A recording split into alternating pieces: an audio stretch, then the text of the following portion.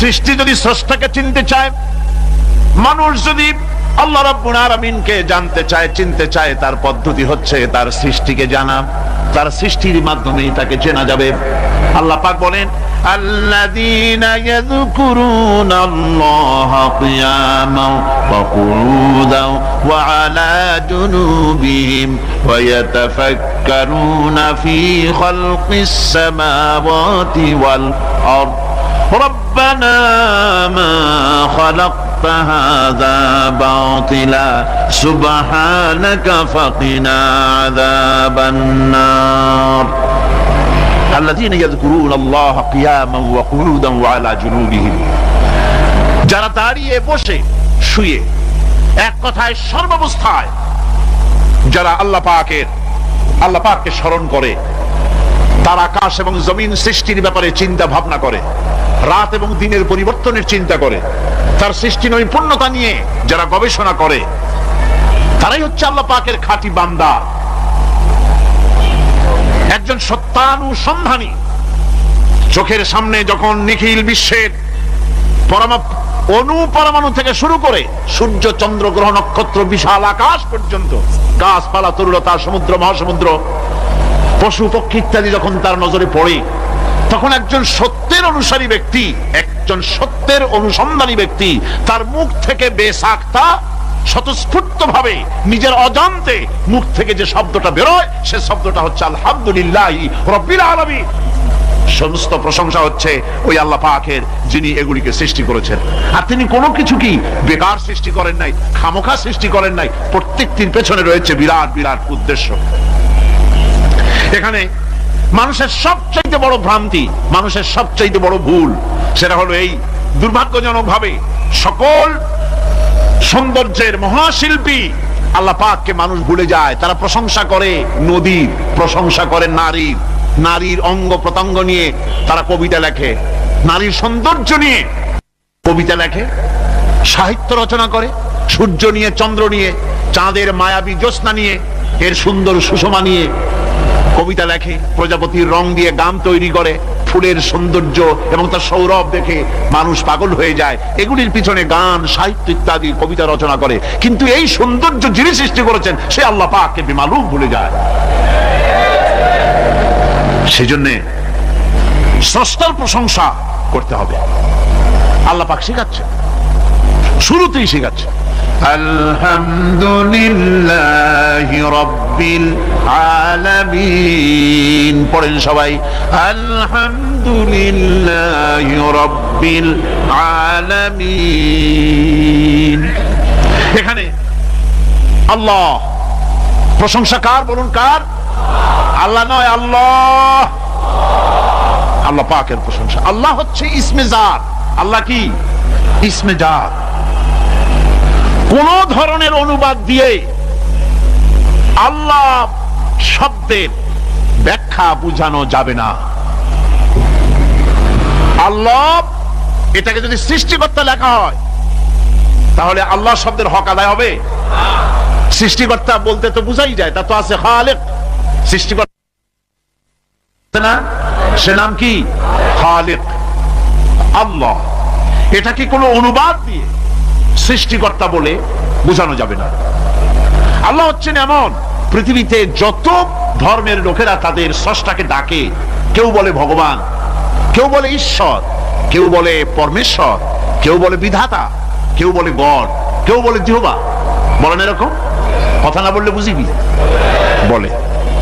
এর প্রত্যেকটি শব্দের প্রতিশব্দে স্ত্রীলিঙ্গে অন্য শব্দ আসবে। ভগবান বললে কি হবে? ভগবতী। ঈশ্বর বললে ঈশ্বরী। পরমেশ্বর বললে পরমেশ্বরী। বিধাতা বললে বিধাত্রী। গড বললে গডেজ আসবে। এখন গড আরো বেকায়দা। গডটারে যদি উল্টায় দেন, এমন সর্বনাশ হবে যা বলার মতো না। আর এই শব্দ দিয়েও বোঝার উপায় নাই যে তারা কি বলতে চায়। শব্দকে খণ্ডিত যদি করা হয় তাও বোঝা যাবে না যে কি বলতে চায়। অথচ আল্লাহ পাক হচ্ছেন, আল্লাহ পাকের নাম হচ্ছে এমন একটি নাম, আমাকে যদি কেউ বলে যে অন্য কোনো ব্যাখ্যা চাই না, আল্লাহ দিয়ে আল্লাহরে বুঝায় দেন, তো আল্লাহ দিয়ে আল্লাহরে বুঝানো যাবে। এরকম কোরআনে কারীমের মধ্যে আল্লাহ আয়াতে কারিমা সেট করে রেখেছেন। সুবহানাল্লাহ। যদি আপনারা বলেন আমাকে যে আল্লাহ দিয়ে আল্লাহর পরিচয় করায় দেন, তো আমি বলবো আল্লাহ রাব্বুল আলামিন কোরআনে কারীমের মধ্যে বলেছেন আল্লাহু লা ইলাহা ইল্লা হুয়াল হাইয়ুল কাইয়্যুম। কোন সূরা আছে, কোন আয়াতে? আয়াতুল কুরসি। পড়তে ইচ্ছা করে না? পড়েন আমার সাথে, আল্লাহু লা ইলাহা ইল্লা হুয়াল হাইয়ুল কাইয়্যুম। আল্লাহ হচ্ছেন তিনি যিনি ছাড়া কোনো উপাস্য নাই, কোনো ইলাহা নাই, কোনো মাবুদ নাই যিনি ছাড়া, আর কোনো ইবাদতের মালিক নাই, আর যিনি হচ্ছেন সদা জাগ্রত চিরঞ্জীব, সার্বভৌমত্বের একচ্ছত্র মালিক, যিনি সদা জাগ্রত চিরঞ্জীব, তিনি হচ্ছেন আল্লাহ। এখন কেউ যদি বলেন আল্লাহ অক্ষর কি, এক একটা অক্ষর বাদ দিয়া আল্লাহরে চিনায় দেন, তাও চিনানো যাবে। আল্লাহর প্রথম অক্ষর যদি বাদ দেন কি থাকবে? কোরআনে কারীম বলছে তা দিয়েও বোঝা যাবে লিল্লাহি মা ফিস সামাওয়াতি ওয়া মা ফিল আরদ। আল্লাহ হচ্ছেন তিনি যার জন্য আকাশ আর জমিন, আকাশ এবং জমিনের একচ্ছত্র মালিক, এর মাঝখানে যা কিছু আছে সব কিছুর মালিকানা যার হাতের মুঠায়, তিনি আমার আল্লাহ। তিনি কে? আল্লাহ। এরপরে যদি বলেন আরেকটা নাম ছেড়ে দেন, আলিফ সাল্লাম একটা নাম ছেড়ে দিলাম, তাহলে কি থাকলো? লাহু থাকলো, দুইটা অক্ষর থাকলো লাহু। এই লাহু দিয়েও আল্লাহ রাব্বুল আলামিনের সিফাতকে, তার গুণকে বোঝা যাবে। লাহু মাকালিদুস সামাওয়াতি ওয়াল আরদ। আল্লাহ পাক বলেন আসমান এবং জমিনের রিজকের চাবিকাঠি আল্লাহ পাকের হাতে, যাকে খুশি তিনি পর্যাপ্ত রিজক দান করেন। কেউ যদি বলেন লামটাও ভালায় দেন, নামটাও ছেড়ে দেন, দিলাম নাম একটা ছেড়ে, থাকলো কি? একটা অক্ষর থাকলো হু। এই হু দিয়ে আমার আল্লাহরে চেনা যাবে। ওয়া হুয়াল গফুরুল ওয়াদুদু যুল আরশিল মাজিদ ফাআলুল লিমা ইউরিদ। আমার আল্লাহ হচ্ছেন তিনি যিনি ক্ষমাশীল, যিনি দয়াবান, যিনি বান্দাকে মহব্বত করেন, যিনি হচ্ছেন আরশে আজিমের মালিক, যার তিনি হচ্ছেন সেই মহান সত্তা যিনি যা খুশি তাই করতে পারেন। সুতরাং আল্লাহ হচ্ছেন এমন এক লফজ, এমন এক নাম, এমন এক ইসমে জাত যার কোনো বিকল্প নাই, যা অনুবাদ করে আল্লাহকে স্রষ্টা বললে এটা সারবে না, সৃষ্টিকর্তা বললে সারবে না। আল্লাহ পাকের নামের বিরাট বিশাল ব্যাপক অর্থ রয়েছে। সুতরাং আল্লাহকে আল্লাহই বলতে হবে। আল্লাহকে কি বলতে হবে? আল্লাহ আল্লাহ আল্লাহ। কত মজাই নামে, সুবহানাল্লাহ বিহামদিহি, কত মজাই নামে। দেখেন আল্লাহ রাব্বুল আলামিন এমন রব, বাংলাদেশের কুকুর আর আমেরিকা ইউরোপের প্রধান দেশের কুকুর একরকম নয়। আমাদের দেশের পশু ইউরোপ আমেরিকা শীত প্রধান দেশের পশু একরকম নয়। তার কারণ হলো আমাদের দেশে শীত কম, নাতিশীতোষ্ণ অঞ্চলের মধ্যে খানিকটা পড়ে যায়। এখানে পশুদের গায়ে কম পশম থাকলে কোনো অসুবিধা নাই। ভেড়া, ঘোড়া, কুকুর, বন্য প্রাণীকে কেউ তো কম্বল দেয় না, ল্যাপ দেয় না, রাজাই দেয় না, খাতা দেয় না, চাদর দেয় না। আল্লাহ রাব্বুল আলামিন তিনি এমন রব, শীত প্রধান দেশের পশুদের গায়ে পশম দিয়া চিরস্থায়ী কম্বল জড়ায় দিয়েছেন। এটা হচ্ছে রব। প্রতিপালনের পদ্ধতি কি সুন্দর করে তিনি প্রতিপালন করছেন, কি সুন্দর করে তিনি পশু পক্ষীগুলিকে তাদের আহার জোগাড় করছেন, প্রতিপালন করছেন। তিনি রব, মানুষকে সৃষ্টি করেছেন, আমাদেরকে সৃষ্টি করেছেন, সব চাইছেন, সুবহানাল্লাহ বিহামদিহি, সকল প্রয়োজন মিটিয়েছেন, একটা জিনিস বাদ রাখেন। আমাদের মুখে দাঁতের দরকার ছিল, মায়ের পেট থেকে দাঁত নিয়ে আসিনি। মায়ের পেট থেকে আসার পরে আমাদের খাবারের দরকার ছিল। লক্ষ্য করেন রব কারে বলে, লক্ষ্য করুন। মায়ের পেটের মধ্যে যখন ছিলাম ওখানে কোনো রোগের জীবাণু ঢুকতে পারে নাই। ফি করারিম মাকিন, একটি সুরক্ষিত জায়গায় আল্লাহ রাব্বুল আলামিন বাচ্চাকে রেখেছেন, যেখানে কোনো সর্দি হবে না, জ্বর হবে না, সর্দি হবে না, ব্রঙ্কাইটিস হবে না, ডায়াবেটিস হবে না, প্রেসার হবে না। মায়ের পেটের মধ্যে বাচ্চা কেমন জায়গায় আল্লাহ যত্ন করে রেখেছেন। এই বাচ্চা যখন মায়ের পেট থেকে বেরিয়ে এলো তখন তার পরিবেশ অত্যন্ত খারাপ। এখানে পলিউশন আছে, এখানে কার্বন ডাই অক্সাইড আছে, এখানে বিষাক্ত হাওয়া আছে, এখানে দূষিত আবহাওয়া রয়েছে। প্রতি মুহূর্তে রোগ তাকে হামলা চালাতেছে। এই রোগের থেকে সে বাচ্চা বাঁচবে কি করে? এর জন্য রব্বুল আলামিন তিনি এমন রব, মায়ের বুকের মধ্যে যে খাবার তৈরি করলেন বাচ্চার, ওই খাবারের মধ্যে বাচ্চার ওষুধ আল্লাহ পাক বানায়া দিলেন।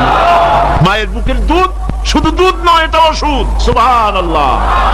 এটা খাদ্য, এটা ওষুধ, এটা ভিটামিন, এটা ক্যালসিয়াম,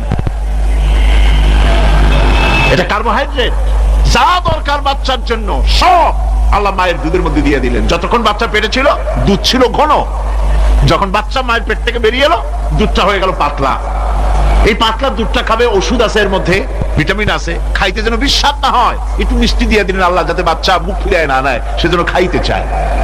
তারপরে যখন বাচ্চার হাড্ডি খেতে হবে, মাছ খেতে হবে, গোশত খেতে হবে, দুধের আর দরকার নাই, তার শরীরের ভিতরে রেজিস্ট্যান্স, রোগ প্রতিরোধক শক্তি তৈরি হয়েছে, এখন আরো ভালো খাবার দরকার। আল্লাহ রাব্বুল আলামিন মায়ের দুধকে শুকায় দিলেন, চুষলো আর পাওয়া যাবে না, দুধ শুকায় গেছে, এখন বাইরের খাবার খেতে হবে। আসছিল তখন মুখে দাঁত ছিল না, বাইরে যখন এলো দাঁতের যখন দরকার হলো, কোন আল্লাহর বান্দা কি আল্লাহর কাছে দরখাস্ত করেছেন যে আল্লাহ আমার কয়েকখান দাঁত দাও, দাঁত ছাড়া আমি চাবাই কেমন? এই সবগুলি দাঁত কে সেট করে দিলেন? রব্বুল আলামিন দাঁতগুলিকে সেট করে দিলেন, মুখের মধ্যে দাঁত এসে গেল। আল্লাহ রাব্বুল আলামিন শরীরটাকে সাজিয়ে গুছিয়ে, হিউম্যান বায়োলজি যাকে বলা হয়, এই শরীরকে যে সুন্দর করে আল্লাহ পাক তৈরি করলেন বলে শেষ করা যাবে না, কত সুন্দর করে আল্লাহ পাক বানিয়েছেন। আপনার মাথার ভিতরে সেল তৈরি করা হলো, ব্রেন তৈরি করা হলো। এই ব্রেনটা শুকনা জায়গায় রাখা হয় নাই। শুকনা জায়গার মধ্যে ব্রেনটা যদি থাকতো, নড়াচড়া করে আপনার ব্রেনের যে টেকনোলজি আল্লাহ পাক ইউজ করেছেন সেটা অসুবিধাগ্রস্ত হতো। এই জন্য ক্রিম যেভাবে পানির মধ্যে ভাসা থাকে, পানির মধ্যে ভাসমান ক্রিম মাখন যেভাবে রাখা হয়, সামান্য পানির মতো করে এর ভিতরে ব্রেনটাকে রাখা হয়েছে। এই ব্রেনের ভিতরে, ব্রেন হচ্ছে পৃথিবীতে কম্পিউটার, আজকের পৃথিবীর শ্রেষ্ঠ আবিষ্কার। কিন্তু মানুষের মাথায় যে কম্পিউটার আল্লাহ পাক দান করেছেন, এই কম্পিউটারের সামনে দুনিয়ার কম্পিউটার এতিম। এবার লন্ডন গিয়েছিলাম, প্রত্যেক বছর 1.5 মাস 2 মাস সময় পাই, কিন্তু আপনারা দোয়া করেছেন এখন পার্লামেন্টে সময় দিতে হয় বেশি, বিদেশের সফর কমে গিয়েছে। 10 দিনের জন্য গিয়েছিলাম, ওরা আমাকে একটা ডায়েরি দিল। সেই ডায়েরিটার ভিতরে, ডিজিটাল ডায়েরি, এই ডায়েরির মধ্যে তারা বলল যে এরকম, এই যে কাগজটা আপনারা দেখতে পাচ্ছেন, এই রকমের কাগজের 10 লক্ষ পাতা লিখতে যত কাগজ লাগে, এরকমের 10 লক্ষ পাতার লেখা ছোট্ট এই ডায়েরিটার মধ্যে ঢুকাই দেওয়া যায়। 10,000 টেলিফোন নাম্বারের মেমোরিতে তুলে দেওয়া যায়। এটা হচ্ছে লেটেস্ট আবিষ্কার। কিন্তু আল্লাহ পাক মানুষের যে ব্রেনটা তৈরি করলেন, পৃথিবীতে যা আছে এ সব কিছু একটা মানুষের ব্রেনের মধ্যে, সমস্ত তথ্য, সমস্ত ফ্যাক্টস মানুষের মেমোরির ভিতরে ঢুকাবার পরেও আরো লক্ষ লক্ষ জায়গা বাকি থেকে যাবে, শূন্য থেকে যাবে, যা পূরণ হওয়ার নয়। এত বিশাল মেমোরি আল্লাহ পাক তার মানুষের মাথার মধ্যে তৈরি করে দিয়েছে। সুবহানাল্লাহ বিহামদি। দেখুন অবস্থাটা কি। আল্লাহ তার মানুষকে কিভাবে, রব কাকে বলে, রব কারে বলে, সুবহানাল্লাহ বিহামদি। চোখের সামনে রাস্তা দিয়ে চলতে গিয়ে চোখের সামনে সাপ দেখলেন, চোখ দেখার কাজ করেছে। চোখ কি করেছে? দেখার কাজ করেছে। এখন কি করবে? চোখ কিন্তু দেখে বসে থাকে নাই, চোখ দেখা মাত্রই ট্রান্সমিট করেছে ব্রেনকে। ব্রেন সাথে সাথে অ্যাকশন নিতে বলেছে হাতকে আর পাওকে। হাতে লাঠি থাকলে পিটাও, লাঠি না থাকলে পাকে বলেছে দৌড় মারো। এই যে সাপ দেখলো, চোখ এটাকে পাঠাই দিল ব্রেনকে, ব্রেন পাঠাই দিল অ্যাকশনে হাতে আর পায়ে। এতে কিন্তু 1 সেকেন্ড সময় লাগে নাই, 1 সেকেন্ডের কয়েক লক্ষ ভাগের 1 ভাগের ভিতরে মানুষ অ্যাকশনে এসে গিয়েছে। সুবহানাল্লাহ। এর নাম হচ্ছে রব। এর নাম কি? তার অফুরন্ত সৃষ্টি। মানুষের হার্ট তৈরি করেছেন, চোখ তৈরি করেছেন। চোখে কিন্তু আমরা নেগেটিভ দেখি, চোখে আমরা কি দেখি?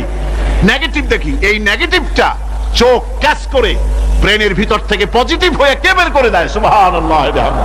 কানে অসংখ্য শব্দ শুনি, কিন্তু কোন শব্দ তো জড়ায় যায় না। অসংখ্য শব্দ আমরা শুনি, যেমন রেডিও। রেডিও ঘুরাচ্ছেন, 9 ব্যান্ড রেডিও অথবা এর থেকেও বেশি ব্যান্ডওয়ালা রেডিও। আপনি যখন ঘুরাচ্ছেন কোন সেন্টার ধরার জন্য, অনেক সময় 4-5টা সেন্টার জড়ায় যায় না? জড়ায় কিনা? 4-5টা সেন্টার জড়ায় যায়, সর্বনাশ হয়ে যায়, কোনটা থেকে কোনটা শুনবে। তো এইরকম করে আপনার কানের ভিতরে শব্দগুলি সব জড়াইয়া পাকাইয়া আপনার কানের মধ্যে একটা বিশ্রী আওয়াজ সৃষ্টি করে দিতে পারত। কে স্তরে স্তরে শব্দগুলিকে শোনার ব্যবস্থা করেছে? আপনার জিহ্বার ভিতরে হাজারো রকমের স্বাদ গ্রহণ করার জন্য একটা জিহ্বায় এতগুলি টেস্ট নেওয়ার ক্ষমতা কে তৈরি করে দিলেন? আল্লাহ রাব্বুল আলামিন সুবহানাল্লাহি ওয়া বিহামদিহি। তিনি হচ্ছেন রব, যিনি মানুষের প্রতিপালন সৃষ্টি করেন এবং প্রতিপালন করেন, এমনি এমনি ছেড়ে দেন না। এরপরে মানুষের সব প্রয়োজন তিনি মিটিয়েছেন। মানুষের জীবন ধারণের জন্য সব থেকে বড় প্রয়োজন পানি। সবচেয়ে বড় প্রয়োজন কি? পানি। জোরে কোন কি? পানি। জীবনের জন্য পানি এবং আর্দ্রতা, এই দুটি জিনিস অপরিহার্য, এছাড়া জীবন বাঁচবে না। আমরা দেখতে পাই সমুদ্র ভরা পানি মজুদ আছে, লক্ষ্য করে, সমুদ্র ভরা পানি মজুদ আছে, নদী খাল বিল ভরা পানি মজুদ আছে, কিন্তু এটাই তো যথেষ্ট নয়। রব হচ্ছেন তিনি, যিনি এই বিশাল বিশাল পানির মজুদ থেকে বাতাসকে যিনি বলেন, যিনি প্রতিনিয়ত বাষ্পীয় আকারে পানিগুলিকে সমুদ্র থেকে উত্থিত করেন, পানিগুলিকে উত্থিত করেন মহাকাশে। আল্লাহ পাক বলেন, আল্লাহুল্লাযী আরসালার রিয়াহা ফাতুসিরু সাহাবা। বাষ্প হয়ে পানিগুলি আকাশে উত্থিত হয় এবং মহাকাশে যাওয়ার পর এই পানিগুলি, লবণাক্ত পানিগুলি আল্লাহর মেশিনে সেগুলি মিষ্টি হয়ে যায়। জোরে কোন সুবহানাল্লাহ। পানিগুলি মিষ্টি হয়ে গেল, ওই মিষ্টি পানি আল্লাহ রাব্বুল আলামিন নাজিল করে দিলেন। এবার বৃষ্টি কণা কণা হয়ে পড়লো, ফোঁটা ফোঁটা বৃষ্টি। আল্লাহ খুঁজে দেখলেন বৃষ্টির ফোঁটাগুলি পৃথিবীর প্রতিটি কণা তালাশ করে তৃষ্ণার্ত কণাগুলিকে আল্লাহ পাক ভিজায় দিলেন। সেই জন্য তার নাম হলো রব। তিনি হচ্ছেন রব, প্রয়োজন মিটান। পানি সবচেয়ে প্রয়োজন বেশি, সেই পানি আল্লাহ পাক এভাবে সরবরাহ করলেন। জমিনের চারিদিকে নদী নালা রেখেছেন, জমিনকে আর্দ্র করেছেন, জমিনের ভিতরের পানি মিষ্টি করেছেন। টিউবওয়েল মারলে পরে, পাম্প করলে পরে ভিতর থেকে মিঠা পানি আল্লাহ পাক বের করে দেন। সুবহানাল্লাহ। এই মিষ্টি পানির ব্যবস্থা করেছেন। এরপরে তিনি ওই আল্লাহ পাক মিষ্টি পানির ব্যবস্থা করে বৃষ্টির মাধ্যমে পৃথিবীতে ফসল উৎপাদনের ব্যবস্থা করে দিলেন। সেজন্য আল্লাহ পাক কোরআনে কারীমের মধ্যে বলেছেন, ওয়াজআলনা মিনাল মাই কুল্লা শাইইন হায়্য। পানি দ্বারাই আমি সব বস্তুকে সজীব রাখি। বৈশিষ্ট্যের দিক থেকে পানির রয়েছে অনেক গুণ, আশ্চর্য গুণ। পৃথিবীর ৭৫% হচ্ছে পানি। আকাশ থেকে অর্থাৎ চাঁদ থেকে যখন চাঁদে ভ্রমণকারীরা যখন ছবি তুলেছে, তো সেই ছবিতে ব্লু রঙে এসেছে বেশি, সবুজ এসেছে কম। সবুজ হলো গাছপালা, আর ব্লু হচ্ছে পানি। সমুদ্রের পানির রং হচ্ছে নীল। মানুষের শরীরের ভিতরে ৬০% পানি, গাছের মধ্যে রয়েছে পানি। পানি ছাড়া পৃথিবীর বাঁচার কোনো পথ নাই। আবার দেখেন, প্রচন্ড শীতের কারণে, ঠান্ডার কারণে যেসব এলাকায় তাপমাত্রা হিমাঙ্কের নিচে এসে যায়, সেই সব দেশে সমুদ্রের পানি আর দরিয়ার পানিগুলি বরফ হয়ে যায়। এই বরফ যখন হতে থাকে, তখন পানি তার নিজের তাপকে নিচের দিকে ছুটতে থাকে। উপরের তাপ বরফ হয়ে যায় ঠান্ডা, আর নিচে তাপ বিচ্ছুরিত করে দিয়ে পানির ভিতরে যত জলজ প্রাণী আছে আর উদ্ভিদ আছে, সবগুলিকে বাঁচায় রাখার ব্যবস্থা আল্লাহ রাব্বুল আলামিন এভাবে করে থাকে। এবার আল্লাহ রাব্বুল আলামিন বলছেন, এই পানি ছাড়া মানুষ বাঁচে না, প্রাণী বাঁচে না। পানি এমন এক জিনিস, এমন এক নিয়ামত আমি দান করলাম। আল্লাহ পাক বলেন, কুল আরাআইতুম ইন আসবাহা মাউকুম গাওরান ফামান ইয়াতিকুম বিমাইন মাইন। বলো দেখি, সবে শুকাইয়া যদি যায় এই জমিনের পানি, তাহলে হেথায় তটনির ধারা কে দিবে সবারে আনি। এই পৃথিবীর নদী নালা খাল বিল জমিনের আভ্যন্তরীণ দিকে পানিগুলি যদি আমি আল্লাহ রাব্বুল আলামিন শুকায় দেই, তাহলে আমি আল্লাহ ছাড়া এমন কে আছে যে নতুন করে আবার পানির আমদানি করে দিতে পারে? আছে কেউ? আজ পানির শূন্যতা আমাদের দেশে দেখা যাচ্ছে। পানি আস্তে আস্তে কমে যাচ্ছে, আস্তে আস্তে পানি শেষ হয়ে যাচ্ছে। কি কারণে শেষ হচ্ছে এবং কি হলে পানি পাওয়া যাবে পরে বলা যাবে ইনশাআল্লাহ। তো জীবন ধারণের জন্য যেমন পানির প্রয়োজন, জীবন ধারণের জন্য তেমন বাতাসেরও প্রয়োজন। পানি ছাড়া তো কিছু সময় চলতে পারে, পানি এবং খাদ্য ছাড়া কিছু সময় চলতে পারে, কিন্তু বাতাস ছাড়া তো এক মুহূর্ত চলে না, ঠিক কিনা? বুঝেন কিনা কথা? বাতাস ছাড়া এক মুহূর্ত চলতে পারে না।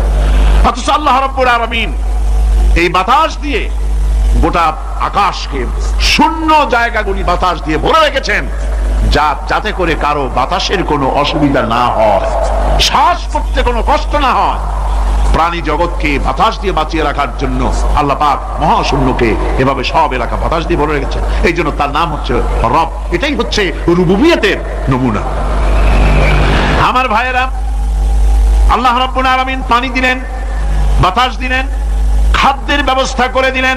শস্য শ্যামল এলাকায় আল্লাহ পাক সব জায়গাগুলিতে শস্য শ্যামল হোক অথবা উষর ধূসর মরুভূমি হোক, সারা পৃথিবী জুড়ে আল্লাহ রাব্বুল আলামিন খাবারের দস্তরখান বিছায় রেখেছেন।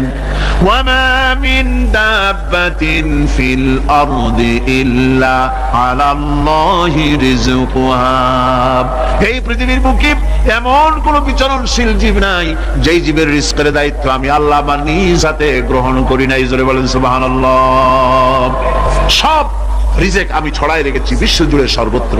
আল্লাহ পাক বলছেন, ফালইয়ানজুরিল ইনসানু ইলা তাআমিহি আন্না সাবাবনাল মাআ সাব্বা সুম্মা শাকাকনাল আরদা শাক্কা ফাআমবাতনা ফিহা হাব্বা। আল্লাহ পাক বলছেন, মানুষের উচিত নিজ খাদ্যাদির দিকে লক্ষ্য করা, নিজের খাদ্যের দিকে লক্ষ্য করা। যেহেতু এই খাদ্য প্রতিদিন তার সামনে আসে, এদিকে তার লক্ষ্য করা উচিত। আমি প্রথমে জমিনের উপরে পানি বর্ষণ করি, পরে জমিনকে দীর্ণ বিদীর্ণ করি, এরপরে জমিনের ভিতরে উর্বরা শক্তি আমি দান করি। কে বলতেছেন এই কথা? আল্লাহ পাক বলছেন। এরপরে আমি নানান জাতের ফসল ফলন তোমাদের জন্য আমি দান করে দেই। খাদ্যের দিকে নজর করতে এই জন্য আল্লাহ পাক বলেছেন, মানুষ চতুর্দিক থেকে তো চোখ ফিরাতে পারে, মুখ ফিরাতে পারে, কিন্তু খাদ্যের দিকে তার নজর করতেই হয়। সকালে, দুপুরে, বিকালে, রাত্রে সব সময় তার সামনে খাবার আছে। আল্লাহ পাক বলেন, খাবারের দিকে একটু নজর করো, কেমন ভাবে কি সুন্দর করে খাবারগুলি তৈরি করে দিয়েছি, শুরু কিভাবে হলো, পরিপক্ক কিভাবে হলো, সেদিকে তোমরা লক্ষ্য করো। সে লক্ষ্য তো করা নাই, সমানে খায়, বিসমিল্লাহ বলেন, আলহামদুলিল্লাহ বলেন, পাইকারি দরে খাইতেই থাকে। আল্লাহ পাক বলছেন, খাদ্যাদির দিকে লক্ষ্য করো। এই যে চাউল তোমরা খাচ্ছ, আটা খাচ্ছ, গম খাচ্ছ, মাছ খাচ্ছ, গোশ খাচ্ছ, তামাম পৃথিবীর সমস্ত বিজ্ঞানীরা একত্রিত হয়ে একটা চাউল বানাইতে পারবে? জোরে কোন পারবে? না পারবে। পারবে প্লাস্টিকের চাউল, আর কলেরা হয়ে মরবে। পৃথিবীর সমস্ত বিজ্ঞানীরা একত্রিত চাউল বানাতে পারবে না, একটা ডিম বানাতে পারবে না। পারবে একটা বানাতে? পারবে না। বিজ্ঞানীদের প্রশংসা আমরা করি, হ্যাঁ করি, বিজ্ঞানীরা অনেক কিছু বিশ্বকে উপহার দিয়েছে, কিন্তু মূল রবের কাছে আমরা যাই না, তাকে চিনতেও পারি না, সেখানে যাই না। বিজ্ঞানীরা কি করেছে? আল্লাহর বানানো জিনিসগুলি তারা ডিজাইন করেছে। ডিজাইন করতে তো নিষেধ নাই, আর ডিজাইন করাই যায়, সৃষ্টি করতে পারে না। বিজ্ঞানীরা সৃষ্টি করে নাই, ডিজাইন করেছে। কিরকম? আল্লাহ পাক চাউল তৈরি করেছেন। চাউল করেছে কে? বলেন না সবাই। এখন আপনারা সেই চাউল দিয়ে পিঠা বানান, পায়েস বানান, সেই চাউল দিয়ে বা পিঠা, আরো কি যেন খাই চট্টগ্রামে রস দিয়া, ওটা কি কয়? দই পিঠা না, ধোঁয়া পিঠা। এইভাবে করে আপনি ডিজাইন তৈরি করছেন। আটা দিচ্ছে, আল্লাহ পাক আটা তৈরি করেছেন, গম দিয়েছেন, এই আটা দিয়ে গোলগোল্লা তৈরি হচ্ছে, এর দ্বারা রুটি তৈরি হচ্ছে, এর দ্বারা অসংখ্য রকমের সিমাই টিমাই ইত্যাদি দিয়ে, লাচ্ছা সিমাই, নানান রকমের সিমাই আপনি ডিজাইন করেন, অসুবিধা নাই। আল্লাহর তৈরি করা কাঠ দিয়ে ফার্নিচার তৈরি হচ্ছে, টেবিল হচ্ছে, মুষ্টি শুদ্ধ হচ্ছে। আল্লাহর তৈরি করা লোহা দিয়ে মাইক হচ্ছে, স্টেন গান হচ্ছে, ব্রেন গান হচ্ছে, তারপরে প্লেন হচ্ছে, তাহলে আমি বলতে চাইলাম, বুঝাতে চাইলাম, সমস্ত জিনিস এর স্রষ্টা কে? জোরে বলেন কে? বিজ্ঞান শুধু এগুলি এক জায়গায় করে অ্যাসেম্বল করেছে, এগুলিকে এক জায়গায় করে এক একটা রূপ দিয়েছে। এখানে বিজ্ঞানের কৃতিত্ব আছে ঠিক, কিন্তু আপনারাই বলেন, লোহা যদি আল্লাহ তৈরি না করতেন মাইক তৈরি হতো, রাইফেল তৈরি হতো? আর রাইফেল যদি নাই হতো তাহলে কারাগারের বন্দীগুলো মারতেন কি দিয়ে? রাইফেল যদি না হতো যুদ্ধ করতেন কি দিয়ে? ঠিক কিনা? যত মারামারি ইত্যাদি যা কিছু হচ্ছে, তো শুধু মারামারির জন্যই তো আল্লাহ লোহা বানান নাই। লোহার সবচাইতে বড় প্রয়োজন হচ্ছে জমিন কর্ষণ করা, জমিন চাষ করা। এই জমিন চাষের জন্য লাঙ্গল দরকার, শাবল দরকার, খন্তা দরকার, কোদাল দরকার।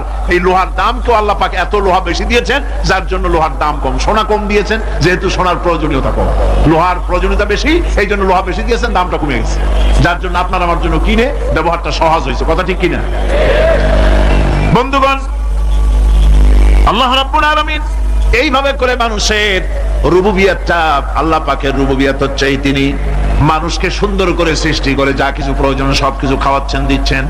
সে আল্লাহ পাক প্রশ্ন করছেন, কুল মান ইয়ারযুকুকুম মিনাস সামাই ওয়াল আরদ أَمَّنْ يَمْلِكُ السَّمْعَ وَالْأَبْصَارَ وَمَنْ يَخْرُجُ الْحَيَّ مِنَ الْمَيِّتِ وَيُخْرِجُ الْمَيِّتَ مِنَ الْحَيِّ। আকাশের প্রশস্ত বুক থেকে এবং জমিনের এই প্রশস্ত বুক থেকে কে রিজিক, তোমাদের খাদ্য কে উৎপাদন করে? কে নির্জীব থেকে সজীবকে বের করেন, আর কে সজীবকে নির্জীবে পরিণত করেন? তিনি কে? তিনি হচ্ছেন আল্লাহ পাক। আল্লাহ পাক বলছে, এই প্রশ্ন যদি তাদেরকে করা হয় তো তারা কি বলবে? আল্লাহ পাক বলেন, وَمَنْ يُدَبِّرُ الْأَمْرَ فَسَيَقُولُونَ اللَّهُ فَقُلْ أَفَلَا تَتَّقُونَ। হে নবী, এদেরকে প্রশ্ন করুন, এদেরকে যদি প্রশ্ন করা হয় এই পৃথিবীর সুন্দর পরিচালনা পদ্ধতি কে করেন, তাহলে তারা এক কথায় বলবে, নিজের থেকেই বলবে, আল্লাহ। কে করছেন সবকিছু? আল্লাহ। আল্লাহ পাক বলেন, নবী তাহলে তাদেরকে বলেন, এ কথা জানার পর, এ কথা বোঝার পরেও কেন তারা ঔদাসীন্যতা দেখাচ্ছে, কেন তারা গাফিল হয়ে যাচ্ছে, কেন তারা আল্লাহ পাককে ভয় করে তার পথের অনুসারী হচ্ছে না? যে আল্লাহ রাব্বুল আলামিন এত কিছু করছেন, তিনি তার পরিচয় সম্পর্কে বলে দিচ্ছেন, ফাযালিকুমুল্লাহু রাব্বুকুমুল হক ফামাযা বা'দাল হক ইল্লাদ দালাল। নিশ্চয়ই এসবের মূলে রয়েছেন তোমাদের রব, আমাদের আল্লাহ, আমাদের রব। সুতরাং উজ্জ্বল সত্য প্রকাশিত হওয়ার পর গোমরাহি ছাড়া আর কিছুই বাকি থাকে না। সুতরাং যারা সত্যের পথের অনুসরণ করতে চায়, রবকে চিনতে হবে, আল্লাহ পাককে জানতে হবে এবং তাকে অনুসরণ করতে হবে, তাকে রব হিসাবে চিনতে হবে। আমার বন্ধুগণ, এটা হচ্ছে সেই রুবুবিয়ত ইলাহি যার দিকে হযরত মূসা আলাইহিস সালাম ইঙ্গিত করেছিলেন ফিরআউন যখন তাকে প্রশ্ন করেছিলেন, ফামান রাব্বুকুমা ইয়া মূসা। হে মূসা, তোমাদের দুজনের রব কে? তোমাদের রব, তোমাদের প্রভু কে? তিনি জবাব দিলেন, রব্বুনাল্লাযী আ'তা কুল্লা শাইইন খালকাহু সুম্মা হাদা। রব হচ্ছেন আমাদের তিনি, যিনি নাকি আমাদের প্রতিপালক, আমাদেরকে সৃষ্টি করেছেন এবং আমাদেরকে হেদায়েত দিয়েছেন, সঠিক পথের দিশা দিয়েছেন। এখানে হেদায়েত হচ্ছে, এখানে হেদায়েত শব্দের অর্থ হচ্ছে সৃষ্টি শুধু করেন নাই, তাকে চলা, তার খাদ্য অনুসন্ধানের, তাকে বেঁচে থাকার সবকিছুর উপকরণ, এ কমন সেন্স, এ সাধারণ জ্ঞান আল্লাহ পাক তার সাথে দিয়েছেন। তিনি হচ্ছে রব। আচ্ছা, একটা দৃষ্টান্ত দেই। এই হেদায়েতটা কি? এই হেদায়েতটা হচ্ছে, আপনাদের বাড়িতে যদি কারো বিড়াল থাকে, বিড়াল, বিড়াল বোঝেন তো না? কি বলে এখানে? বিড়াল, বিলাই নাকি বলে? বিড়াল।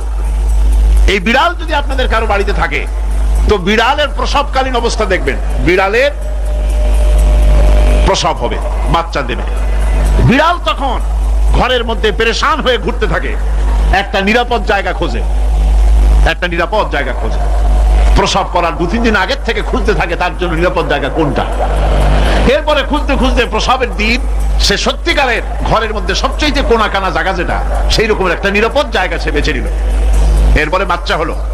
বাচ্চা হওয়ার পর এই বাচ্চার উপরে কেউ যেন আক্রমণ না করে, শত্রু যেন তার জায়গাটিতে না আসে, এই জন্য বাচ্চাটার তো হাত দিয়ে মায়ের মতো কোলে নিতে পারে না, সে আস্তে করে ঘাটটা কামড়ায় ধরে যাতে করে বাচ্চা ব্যথা না পায়। ওইভাবে করে ঘাট কামড়ায় ধরে আজকে এই সিঁড়ির নিচে, কালকে ওই খাটের নিচে, পরশুদিন এই আলমারির কোনায়, এইভাবে বাচ্চাগুলি সরায় সরায় রেখে বাচ্চাকে প্রতিপালন করে।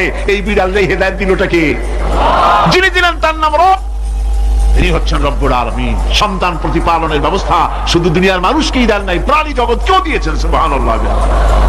বলেন বলেন, মুরগির বাচ্চা হলো, ডিমের থেকে বাচ্চা বেরোলো, এই বাচ্চাগুলি হয়েছে গতকাল। আজকে বাচ্চাগুলি আদার খাচ্ছে মায়ের সাথে, হঠাৎ করে একটা চিল এলো আর ওর মা একটা সিগন্যাল মারলো, সাথে সাথে বাচ্চাগুলি দৌড়াইয়া এমন পলান দিল, আপনি তো ভালো একাদশীর বাপেও তালাশ করে পাবে না যে মুরগির বাচ্চা পলাইলো করে। এখন ওই বাচ্চাটিকে এই সিগন্যাল সম্পর্কে কে অবহিত করলো যে এরকম একটা আওয়াজ শুনলে এটা ভীতির আওয়াজ, এটা সাইরেন, এটা বিপদ সংকেত, এটা ডেঞ্জার সিগন্যাল, এটা শুনলে দেখলে তাড়াতাড়ি করে আত্মগোপন করবা। কে শিখাইলো? কে শিখাইলো? আল্লাহ পাক শিখাইছেন। এখন এক শ্রেণীর বুদ্ধিজীবী তারা আবার উল্টা কথা কয়। তারা বলে কি? তারা বলে যে মুরগি বাচ্চা, এই বাচ্চা যে দৌড় মারলো, এখানে আল্লাহ এইসব কিছু নাই, নাউযুবিল্লাহি মিন যালিক। তো এখানে কি আছে? কয় যে এখানে বিষয়টা হলো এই যে এই মুরগি আর মোরগ, ওর বাপ মা, এই দুজনের মধ্যে আছে সিলের ভয়, আছে শিয়ালের ভয়। ওই ভয় ওদের মধ্যে ছিল, এই মা বাপের ক্রসের মাধ্যমে বাচ্চা আসছে, কাজে ওই ভয়, বাপের যদি কোনো রোগ থাকে, মায়ের রোগ থাকে, তো এগুলি তো বাচ্চার মধ্যেও ঢোকে। তো ভয় হোক, সুখ হোক, দুঃখ হোক, এই অনুভূতি স্বাভাবিক প্রক্রিয়ার মাধ্যমে বাচ্চার মধ্যে ঢুকছে, আর সিল দেখে আওয়াজ শুনে সে আত্মগোপন করেছে। এইটা আমি পড়িয়া আমি আমার আলোচনা এক জায়গায় বললাম বুদ্ধিজীবীদের উদ্দেশ্যে, যদি সত্যিই তাই হয়, মোরগ আর মুরগি মা বাবার মধ্যেই ভয় আছে বলে বাচ্চার মধ্যেই ভয় ঢুকছে, সেই জন্য সে আত্মগোপন করছে, তাহলে আবার মানুষের ব্যাপারে কথাটা আনি। মানুষেরা সাপের ভয় করে না মহব্বত করে? কথার জবাব দিলেন না। যখন তখন মনে হয় আপনারা সাপ বুঝি ভালোবাসেন। সাপ আমরা সকলেই ভয় পাই, মায়ও ভয় পায়, বাবাও ভয় পায়। এই মায়ের গর্ভে সন্তান এসছে, সন্তানের বয়স 2 বছর, 2.5 বছর। ঘরের মধ্যে কেউ ছিল না, ঘরের মধ্যে একটা সাপ আসছে, একটা সুন্দর সাপ, দেখতে সুন্দর, কিন্তু সে সাপে কামড়ালে মানুষ মরে যায়। ওই সাপটা মাথা উঁচু করে ভনা ধরেছে। এই বাচ্চাটা কি সাপ দেখে দৌড় মারবে, না বাচ্চাটা ওই সাপটাকে ধরার জন্য সে এগিয়ে যাবে? কোনটা করবে? এগিয়ে যাবে। তাহলে মা বাপের ভয়, তাদের মা বাপের রক্তের মধ্যে, শিরার মধ্যে, সব জায়গায় সাপের ভয়, তার মাধ্যমে বাচ্চা হিসাবে বাচ্চার মধ্যে সাপের মহব্বত হইল, কারণ ভয় হইল না কেন বাচ্চা অবস্থা। সুবহানাল্লাহ। আমার বন্ধুগণ, মুরগির বাচ্চাকে হেফাজত করার জন্য বুদ্ধিমান প্রাণী মানুষ তার কাছে নাই বলে আল্লাহ রাব্বুল আলামিন তারে বাচ্চা অবস্থা থেকে বোঝার তৌফিক দিয়েছেন কোনটা ভয়ের আওয়াজ, কোনটা হলো বিপদের আওয়াজ। মানব সন্তানের প্রতিপালন করার জন্য তার মার বাবা আছে বলে ওই রকম করে পশুদের মতো আল্লাহ বানান নাই, তাকে হেফাজত করার জন্য মা বাপ আছে বলে এই দায়িত্ব আল্লাহ পাক মা বাপের উপরে ছেড়ে দিয়েছেন। মা বাপ তাকে হেফাজত করে। রুবুবিয়তের প্রতিপালন, হেদায়েতের এই প্রতিপালন আল্লাহ পাক মানুষকে এভাবে করে তাদেরকে হেদায়েত দিয়েছেন, তার পথের চলার দিশা দিয়েছেন। পিঁপড়ার খাদ্য সংগ্রহের ব্যাপারটা দেখেন। পিঁপড়ার আছে দারুণ ঘ্রাণ শক্তি। কোথায় খাবার? 5 তলায় আপনি মিষ্টি খাচ্ছেন, রসগোল্লা থুয়ে দেন, তারপরে দেখেন কোন জায়গায় যে পিঁপড়া এসে জন্মের খাওয়া খায়, ঠিক কিনা? দেখেন তার কত তীব্র ঘ্রাণ শক্তি, সেখানে চলে যাচ্ছে। তাকে হেদায়েত দেওয়া হয়েছে, তাকে ঘ্রাণ শক্তি দেওয়া হয়েছে। চিল, শকুন, ঈগল কোথায় থাকে বুঝেন না? মহাশূন্যে 3 থেকে 3.5 মাইল উপরে শকুন, বাজ, ঈগল উঠতে থাকে। খাবে কি? ওখানে তো তার খাবার ছড়ানো নেই। আল্লাহ হচ্ছেন এমন রব, আমাদের স্রষ্টা হচ্ছেন এমন রব, যিনি ওই চিল বা হাজার শকুন মহাশূন্যে যেগুলি উড়ে বেড়ায়, ওদেরকে আল্লাহ পাক এমন তীব্র দৃষ্টি শক্তি দান করেছেন, 3 মাইল উপর থেকেও ছাগল মুরগি মরা দেখলে ওখান থেকে সে ঝাঁপায়ে পড়ে তা খেতে পারবে। তাকে দেওয়া হচ্ছে দৃষ্টিশক্তি। এরকম করে যার যা প্রয়োজন, সমস্ত প্রয়োজনগুলি আল্লাহ মিটাচ্ছেন। এরই নাম হচ্ছে রুবুবিয়তে ইলাহি। এটাই হচ্ছে আল্লাহ পাক রব, এটা তার অসংখ্য প্রমাণ। সেই জন্য আল্লাহ পাক বলেন আলহামদুলিল্লাহি রাব্বিল আলামিন। পড়েন সবাই, আলহামদুলিল্লাহি রাব্বিল আলামিন। সমস্ত প্রশংসা হচ্ছে আল্লাহ পাকের জন্য। কোন আল্লাহ? প্রথমে তো আল্লাহ বললাম, তারপর বললাম রব। এখন বলা হচ্ছে কোন রব? যিনি আলামিন, রব্বিল আলামিন, যিনি সমস্ত জাহানের রব। তাহলে বোঝা যাচ্ছে রব, জগৎ একটা না। জগৎ, কথা বুঝতেছেন আমার? জগৎ একটা নয়, অসংখ্য জগৎ আছে। বহুমাত্রিক জগতের কথা এখানে আল্লাহ পাক বলছেন। আমি এই জন্য বলি যে কোরআন হচ্ছে বিজ্ঞানের উৎস। কোরআন বিজ্ঞানের কি?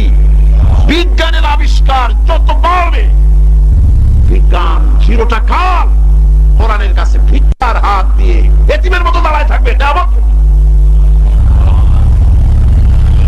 আজ পৃথিবীর বিজ্ঞানীরা বলছে জগৎ সম্পর্কে। আমরা মনে করছি পৃথিবীটাকে, আমাদের কাছে জগৎ দুইটা। কয়টা জগৎ? একটা জগৎ হলো এইটা, ইহ জগৎ আর পরজগৎ, এছাড়া আর কিছু জানি না। এই দুইটাই জগৎ আমাদের কাছে। এখন দেখেন বিজ্ঞানীরা কি বলছেন। বিজ্ঞানীরা বলছেন সৌরজগতে শুধু আমাদের সৌরজগৎটাই শেষ না, অসংখ্য সৌরজগৎ আছে মহাশূন্যে। অসংখ্য সৌরজগৎ। পৃথিবীর প্রতি 4 বিলিয়ন মানুষ যদি এক একটা সৌরজগৎ দখল করে, তাতেও সৌরজগৎ শেষ হবে না। আরো সহস্র সহস্র বিলিয়ন বিলিয়ন সৌরজগৎ আরো ফাঁকা পড়ে থাকবে। এত সৌরজগৎ আল্লাহ সৃষ্টি করেছে। এই মহাশূন্যে বহুমাত্রিক জগতের কথা আল্লাহ পাক এখানে বলেছেন। এই পৃথিবী একটা জগৎ। এই মাটির তলায় আছে আর এক জগৎ, সমুদ্রের ভিতরে আছে পানির তলার আর এক জগৎ। আর মহাশূন্য যে কি তা আপনার মাথায় শূন্য হয়ে যাবে চিন্তা করতে করতে। এই জন্য বিজ্ঞানীরা, বড় বড় বিজ্ঞানী, এরা কিন্তু নাস্তিক হয় না। বর্তমান বিজ্ঞানীরা চিন্তা করে গবেষণা করে খেয়াল হারিয়ে ফেলছে মহাশূন্যকে দেখে। যেখানে আছে গ্যালাক্সি, যেখানে আছে মিল্কি ওয়ে, যেখানে রয়েছে অসংখ্য তারকা। এই পৃথিবীটা মহাশূন্য আল্লাহ যেভাবে তৈরি করেছেন, সেই তুলনায় এই পৃথিবী একটা মার্বেলের চাইতে খুব বেশি একটা বড় কিছু হয় বলে মনে হয় না। পৃথিবী যদি হয় একটা মার্বেলের মতো, তাহলে আমরা যে মানুষ, আমাদের অস্তিত্ব কোথায়? চিন্তা করেন। এবার মহাশূন্যে চলেন। মহাশূন্য সে কি বিশাল মহাশূন্য। একটা তারকা থেকে আর একটা তারকায় যদি যেতে হয়, তাহলে সহস্র সহস্র বিলিয়ন বছরের দরকার হবে। কি বছর? এ দুনিয়ার বছর না, আলোকবর্ষ, লাইট ইয়ার। আলো চলে প্রতি সেকেন্ডে কত? 1,86,000 মাইল। এই 1,86,000 মাইলের সেকেন্ড, এর মিনিট, এর ঘন্টা, এর দিন, এর মাস, এর বছর, এই আলোকবর্ষ। সহস্র সহস্র আলোকবর্ষ পার হয়ে যাবে এক তারকা থেকে আর এক তারকায় পৌঁছানো সুকঠিন। এ ধরনের অসংখ্য তারকা আল্লাহ পাক তৈরি করে রেখেছেন। সূর্য হচ্ছে পৃথিবীর চাইতে 13 লক্ষ গুণ বড়। এরকম সূর্য বিজ্ঞানীরা এখন বলছে, আগে বলতো 1 কোটি সূর্যের চাইতে বড় তারকা, এখন বলতেছে এই রকমের পৃথিবীর চাইতে 13 লক্ষ গুণ বড় সূর্য, এরকম 3 কোটি সূর্য খাইয়ে ফেলাইতে পারে। এরকম সহস্র সহস্র তারকা এক একটা গ্যালাক্সির ভিতরে আল্লাহ পাক তৈরি করে রেখেছেন। এখন মনে হচ্ছে যে এই তারকাগুলি বড় না, এই তারকাগুলি চাইতে আবার বড় জিনিস আছে। সেগুলি কি? সেটাকে বলা হয় ব্ল্যাক হোল। সেটাকে বলা হয় ব্ল্যাক হোল, অন্ধকার কূপ। ব্ল্যাক হোল আবার ম্যান হোল বুঝবেন না, কিন্তু ম্যান হোলের ঢাকনা চুরি হয় যেমন। তবে একটা দৃষ্টান্ত আপনি বুঝতে পারেন, রাস্তায় রাস্তায় যেমন অসংখ্য ম্যান হোল আছে, ওই রকম করে মহাশূন্য অসংখ্য ব্ল্যাক হোল আছে, একটা দুইটা না, অসংখ্য। এই ব্ল্যাক হোল আবার দেখা যায়, অদৃশ্য ব্ল্যাক হোল। এই ব্ল্যাক হোল গুলো কি? এগুলি কোরআনে কারীমের মধ্যে আল্লাহ পাক বলেছেন, ফালা উকসিমু বিমাওয়াকিন নুজুম, ফালা উকসিমু বিমাওয়াকিন নুজুম। শপথ সেই পতনে যেখানে নক্ষত্র সমূহ ধ্বংস হয়ে যায়, ধ্বংসপ্রাপ্ত হয়। কসম সেই স্থান সময়ে। সুবহানাল্লাহ। এই অন্ধকার কূপের, এই অন্ধকূপের কসম করছেন আল্লাহ পাক। সেই অন্ধকূপটা কি? সেই ব্ল্যাক হোলটা কি? সেই ব্ল্যাক হোল হচ্ছে ওই যে তারকার কথা বললাম, যে সূর্য খাইতে পারে, 3 কোটি সূর্য খাইতে পারে, এই রকমের তারকাগুলি ঘুরতে ঘুরতে কোন এক কারণে যখন সে ব্ল্যাক হোলের রেঞ্জের মধ্যে এসে যায়, তখন ব্ল্যাক হোল ওকে এমন ভাবে চুষে হজম করে ফেলে, যেমন বাচ্চা চকলেট চুষা খাইয়া ফেলায়, এরকম ব্ল্যাক হোলগুলি অত বড় তারকাগুলি খাইয়া চুষা শেষ করে ফেলে দেয়। সুবহানাল্লাহি বিহামদিহি। বিজ্ঞানীরা বলেছেন আমাদের এই পৃথিবীটা, আল্লাহ না করুন কখনো, আমাদের এই পৃথিবীটা যদি কোনো ব্ল্যাক হোলের আওতায় পড়ে, ওর রেঞ্জে আসে, তাহলে মাত্র 2 সেন্টিমিটারের মধ্যে পৃথিবীটা তার ঘনত্ব লাভ করে এর মধ্যে অদৃশ্য হয়ে যাবে, হারায় যাবে, অস্তিত্ব থাকবে না। আল্লাহ পাক আসলে আগে আমার বিজ্ঞানের বইপত্র যখন পড়ি আমার কাছে আশ্চর্য লাগে, 1400 বছর আগে নবী কোন বিজ্ঞানাগারে পড়াশোনা করেন নাই, কোন সায়েন্স নিয়ে রিসার্চ করেন নাই, সেই নবীর মুখ থেকে এমন বিজ্ঞানময় কোরআন আল্লাহ বের করালেন যে আজকের পৃথিবীর মডার্ন যুগের বিজ্ঞানীরা কোরআনের কাছে এতিম হয়ে দাঁড়ায় আছে। পৃথিবীর কোন বিজ্ঞানী বলতে পারবে না যে কোরআনে কারিমের অমুক আয়াতটা আনসাইন্টিফিক, এটা হাদিস আমাদের বিজ্ঞানের সাথে মিল খায় না, এমন কথা বলতে পারবে না। বরং কোরআন সার্টিফাই করবে তোমার এই বক্তব্য, তোমার এই থিওরি মোস্ট আনসাইন্টিফিক, কোরআন বলবে। ওরা বলতে পারবে না যে আয়াতটা আনসাইন্টিফিক। সুতরাং কোরআন হচ্ছে মহান বিজ্ঞানময়, কোরআন হচ্ছে আল্লাহ পাকের দেওয়া এক মহান বিধান, যে কোরআনের কারণে আল্লাহ পাক আমাদেরকে হেদায়েত দান করেছেন।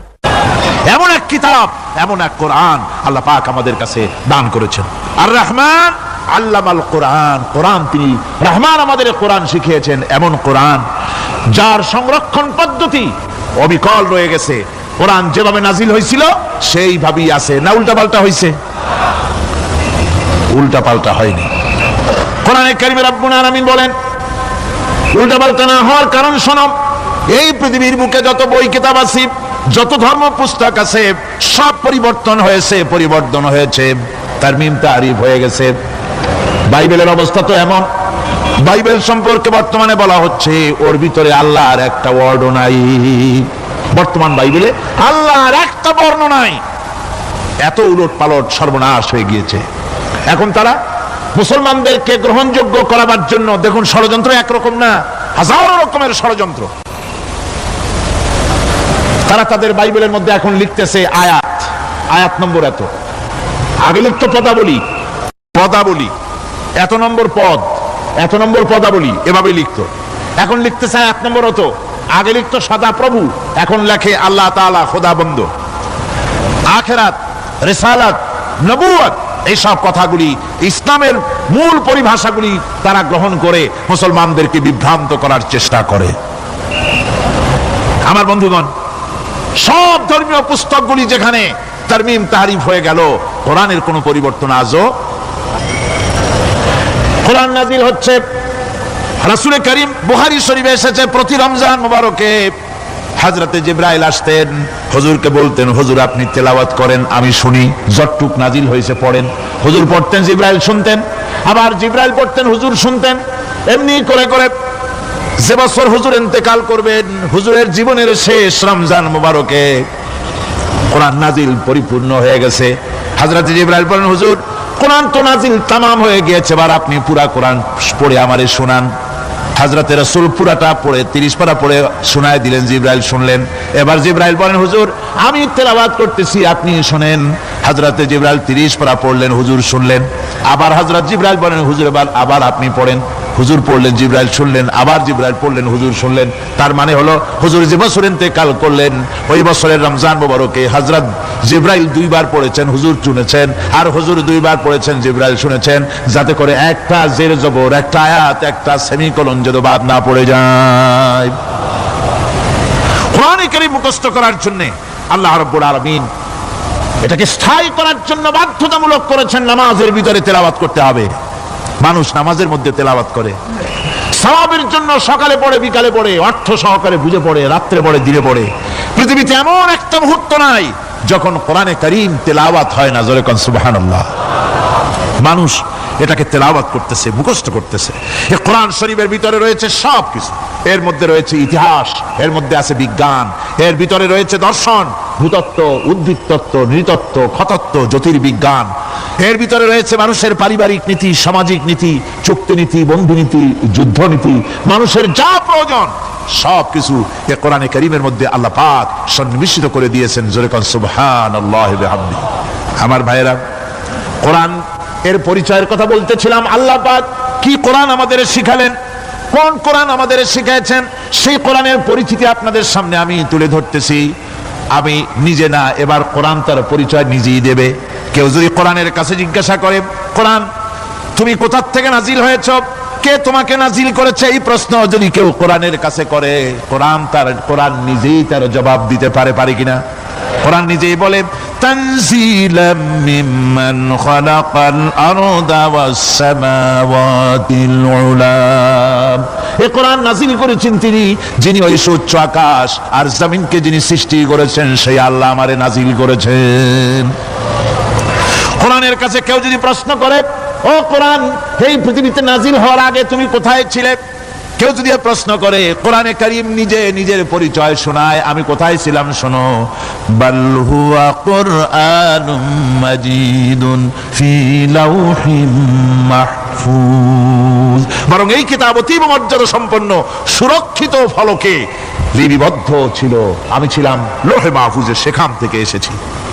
যদি কেউ প্রশ্ন করে, কোরআন কি কোরআন, তুমি কার উপরে অবতীর্ণ হয়েছ? জবাব কোরআন নিজেই দেয়, ওয়া আমিনু বিমা নুজিলা আলা মুহাম্মাদ ওয়া হুয়াল হাক্কু মির রাব্বিহিম। ঈমান আনো সেই জিনিসের উপরে যেটা মুহাম্মদ সাল্লাল্লাহু আলাইহি ওয়াসাল্লামের উপর অবতীর্ণ হয়েছে।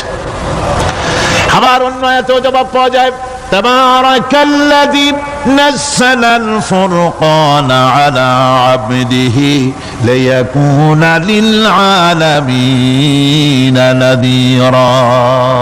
অতীব বরকতপূর্ণ মহান সত্তা সেই আল্লাহ রাব্বুল আলামিন, যিনি তার বান্দার পরে ফুরকান অবতীর্ণ করেছেন। সুবহানাল্লাহি ওয়া বিহামদিহি। কোরআনের নাম আমি বলেছিলাম শুধু কোরআন নয়, অনেক নাম আছে কোরআনের। আরেক নাম ফুরকান। কোরআনের আরেক নাম কি? আল ফারকু বাইনাল হক্কি ওয়াল বাতিল। কোরআন হচ্ছে সেই মহাসত্য যা মিথ্যা এবং সত্যের মধ্যে পার্থক্য সূচিত করে, মঙ্গল এবং অমঙ্গলের মধ্যে পার্থক্য সৃষ্টি করে, যা সত্য এবং মিথ্যার মধ্যে তাফরিকা সৃষ্টি করে, সত্যকে মানুষকে বুঝিয়ে দেয়, তার নাম হচ্ছে ফুরকান। এবার যদি প্রশ্ন করা হয়, ও কোরআন, বুঝলাম তুমি লৌহে মাহফুজে ছিলে, বুঝলাম তুমি নবীজির উপরে নাজিল হয়েছো, এবার বলো তুমি কোন মাসে নাজিল হয়েছো? তুমি তো আসছিলা প্রথম, কোন মাসে নাজিল হয়েছো?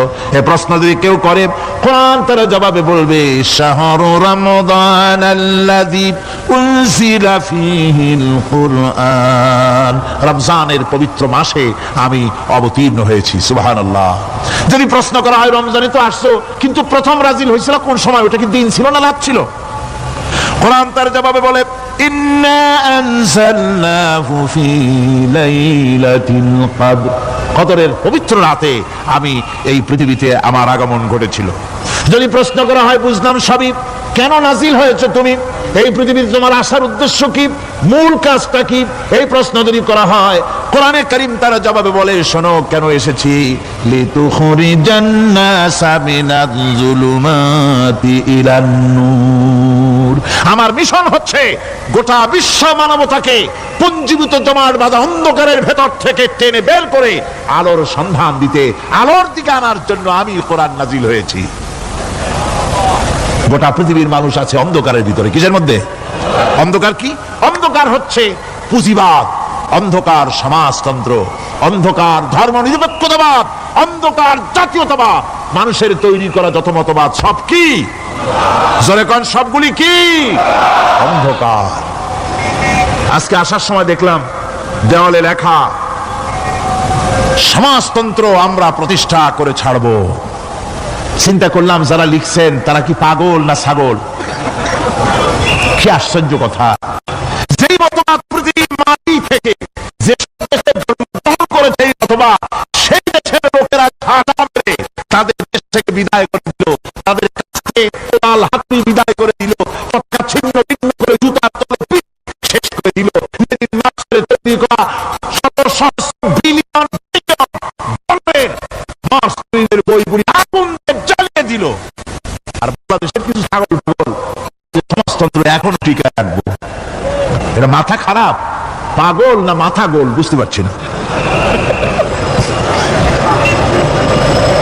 আমার বন্ধুগণ, এগুলি সব অন্ধকার। এই অন্ধকারের ভেতর থেকে মানুষগুলিকে টেনে আনবে কোরআন। কিসের দিকে? আলোর দিকে। এবার যদি প্রশ্ন করা হয়, বুঝলাম তুমি অন্ধকার থেকে আলোর দিকে নিয়ে আসবে, আলোর দিকে আসলে পরে ফায়দাটা কি হবে, মূল ফায়দাটা বুঝায় দাও, আসল ফায়দা কি হবে তোমারে যদি মানি। কোরআন তার জবাব দেয়, নিজের পরিচয় নিজে তুলে ধরে, ফামান তাবিআ হুদায়া ফালা খাউফুন আলাইহিম ওয়ালা হুম ইয়াহজানুন।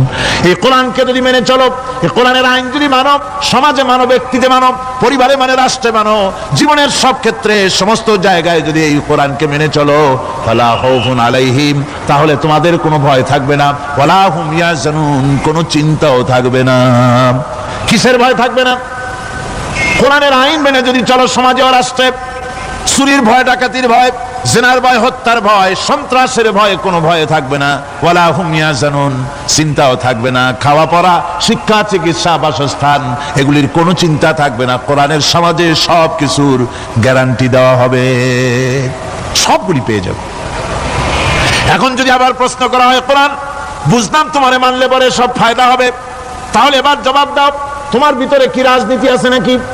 আমি তো মানুষ, আমার রাজনীতি করা লাগে। ম্যান ইজ সোশ্যাল অ্যানিম্যাল, আমরা তো জঙ্গলের পশু নই, আমরা তো মানুষ। আমাদের সমাজ আছে, আমাদের পৌর নির্বাচন আছে, আমাদের জাতীয় নির্বাচন আছে, আমাদের কলকারখানা আছে, জমিন আছে, আমাদের রাজনীতি, অর্থনীতি, সমাজনীতি আছে, পারিবারিক নীতি আছে, অনেক নিয়ম মালা আছে, নিয়ম নীতি আছে। তোমারে মানলে তোমার ভিতরে কি ওগুলো আছে নাকি সে কথা বলো। কোরআন তার জবাবে বলে, وَنَزَّلْنَا عَلَيْكَ الْكِتَابَ تِبْيَانًا لِكُلِّ شَيْءٍ وَهُدًى وَرَحْمَةً وَبُشْرَى لِلْمُسْلِمِينَ। কোরআন জবাবে বলে, শুনে রাখো, শুধু অর্থনীতি, সমাজনীতি নয়, শুধু রাজনীতি আর শিক্ষানীতি, যুদ্ধনীতি নয়, তোমার জীবনে যা কিছু দরকার, ইহকালে যা কিছু দরকার, পরকালে, সব কথাগুলি আল্লাহ রব্বুল আলামিন আমি কোরআনের সিনার ভিতরে খুলে খুলে বর্ণনা করে দিয়েছেন।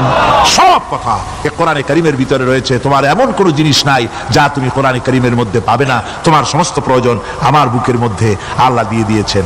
বিজ্ঞান আছে, দর্শন আছে, ইতিহাস আছে, সব আছে এর মধ্যে।